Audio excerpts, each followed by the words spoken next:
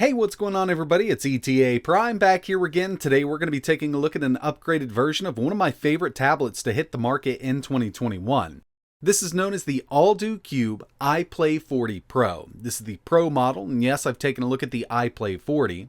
But recently I got the chance to get my hands on the all-new Pro model, and I definitely wanted to see how this thing performs. Now they're calling this the Pro. They have upgraded the internal storage to 256 gigabytes from 128 in the original model. Supposedly, this is faster storage than the original, and they've also upped the clock on the CPU just by a little bit, 200 MHz, going from 1.8 up to 2.0. But when it comes to the original version of the iPlay 40, I thought it was a great budget tablet, coming in at around $180. This will be a bit more given that we have more storage, but it shouldn't be much. Along with the tablet itself, we're also going to receive our USB Type-C charging cable, a 5-volt 2-amp power brick, and our user manual. Not much else here. When it comes to the screen, they're using a 2.4-inch IPS at 2000 by 1200, so we do have that 2K display, and we also have quad speakers built into this, along with AC Wi-Fi and Bluetooth 5.0. Taking a quick look around the unit, as you can see down here, we have 2 of those 4 speakers, plus our USB Type-C for charging the unit up. On this side, we have our other 2 speakers, plus we have a micro SD card / SIM card tray. This does support 4G. And when it comes to the specs of the iPlay 40 Pro, for that CPU, we have the UNISOC Tiger T618. This is an octa-core CPU, 2 A75 cores running at 2 GHz, and 6 A55 cores running at 2 GHz. They've upped these A55 cores on the Pro model from 1.8 to 2.0. The GPU is the Mali G52 3EE at 850 MHz. 8 GB of LPDDR4 RAM, 256 GB of internal storage, plus, like I mentioned, we have that micro SD card slot. A 10.4-inch IPS display at 2000 by 1200, built-in quad speakers, a 6000 mAh battery, and it's running Android 11. The original iPlay 40 ran Android 10, and with this here, we basically have an AOSP ROM, which means we have no bloatware whatsoever, except for the Google stuff and pre-installed apps that come with Android. When it comes to UI performance, it's nice and smooth. We definitely have enough power to run through this just fine. I haven't noticed any stutters or anything like that. And with 8 gigs of RAM, you can have a ton of apps open here. And we do have full access to Google Play, so you can download basically anything you want. Overall, been a really nice experience here.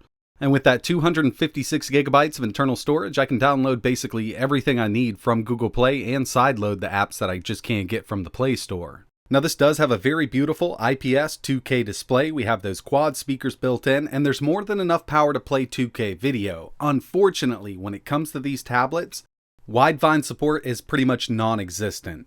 There's level 1, which is the highest, which will allow you to do HD and Netflix and other applications, and then there's level 3, and we have level 3 here. I was really hoping that this was going to change from the original to this one, but they need those certifications, and I'm guessing you have to pay for them. Now, if you did want to play from a micro SD card or internal storage, it's going to do 2K just fine, and we have the screen for it. But when it comes to apps like HBO Go, Netflix, Amazon Prime, and Hulu, you're going to be stuck with standard definition, and that's something that the new Amazon Fire HD 10 definitely has over a tablet like this. But when it comes to YouTube video playback, you can do 1080p 60 just fine. The screen looks absolutely amazing, and those quad speakers definitely get loud enough. And like I said, if you want to bring your own videos over here, whether you install them to internal storage or the micro SD card, this does have more than enough power to play 2K video at 60 FPS all day long. Taking a look at some benchmarks I ran on the iPlay 40 Pro from the left to the right. First up, we have Geekbench 5 single core 387, multi 1425. In the middle, we have Wildlife, which is a GPU Vulkan benchmark 714. And finally, Slingshot, which is an OpenGL benchmark for the GPU, 2224. And the final benchmark I ran was Antutu, with a total score of 247,182, and on the original iPlay 40, we scored a 222,908. It's not a massive difference, but with that 200 MHz upclock on the smaller cores, it does make a difference.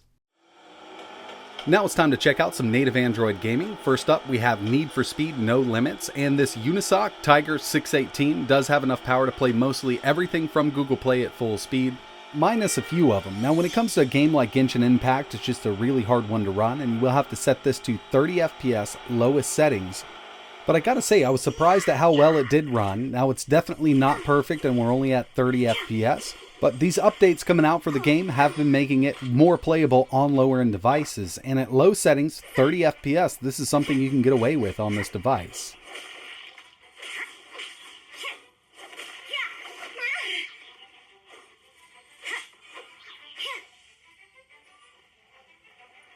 Of course, when it comes to a game like Minecraft, it basically runs on anything, and this is no different, but I did want to show it off because I do have fancy graphics on, and I'm at 14 chunks here. It's definitely running at full speed. I'd say it's running at 50 to 60 FPS. I did try to take it up to 20, but I noticed a couple dips here and there. Overall, at 14 chunks with fancy graphics on, it works just fine.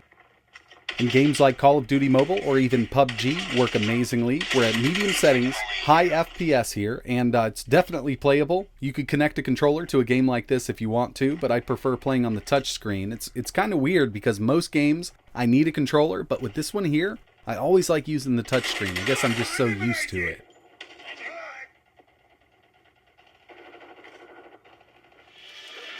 Moving over to a little bit of emulation. First up, we have Dreamcast using the Redream emulator. We're upscaled to 1280 by 960. DOA 2 running at full speed. FPS is up in the top left-hand corner. And if we can run this game at full speed, as long as the game is compatible with the Redream emulator, you're not going to have any issue with Dreamcast on this device.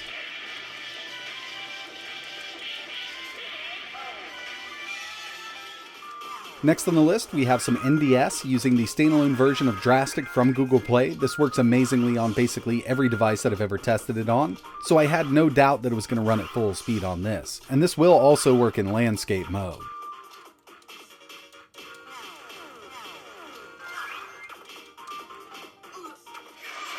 PSP is another one that works really well. Most of the games will run at 3 to 4x resolution, but when it comes to the harder ones to run, like this one here, Chains of Olympus, I'm at 2x, no hacks, Vulkan back in, and it runs great. I was really hoping I could go up to 3x with this, and I did try it with OpenGL and Vulkan, but it's only running at about 50 FPS, so 2x is the sweet spot with this one.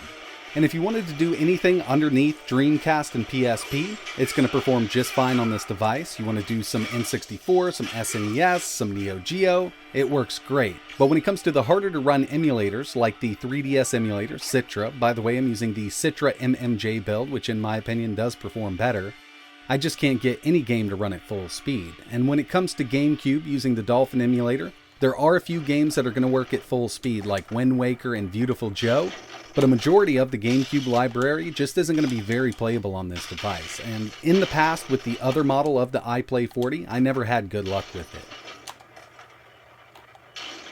And the final thing I wanted to test here was a little bit of cloud gaming using Xcloud or Xbox Game Pass. I'm a big fan of this, and as long as you have a decent internet connection in your house, you can have a really great time with this. With this built-in AC Wi-Fi and connected to my 5 GHz network, I'm having no trouble at all playing GTA 5 here, but if you don't have a great internet connection, this can be a really bad experience. So when it comes to the iPlay 40 Pro, I do think that this is a great budget tablet, but if you absolutely need to have HD Netflix, HBO, Hulu, I would go with something like the Amazon Fire 10. With a little bit of an overclock on those A55 cores, I do notice a difference in performance when benchmarking, but if you were to set these side by side and let's say play Call of Duty Mobile, you would never notice the difference from the original iPlay 40 to this one here. I was really hoping for a bigger jump, but you know, they're using the same CPU and we only have a 200 MHz overclock on the smaller cores here. So in real world performance, you're not going to notice much of a difference. Battery life also remains the same between the original and the Pro model. You're going to get around 8 hours, a little over 8 hours of battery life at 50% brightness, continuous video playback. The price on this is around $195. The original model went for $180, and basically all we're getting here is more storage and a 200 MHz overclock on that CPU. If you own the original iPlay 40, there's no reason to upgrade to this. But if you've been thinking about the iPlay 40 in general, I would definitely go with the Pro model given the price difference isn't much at all.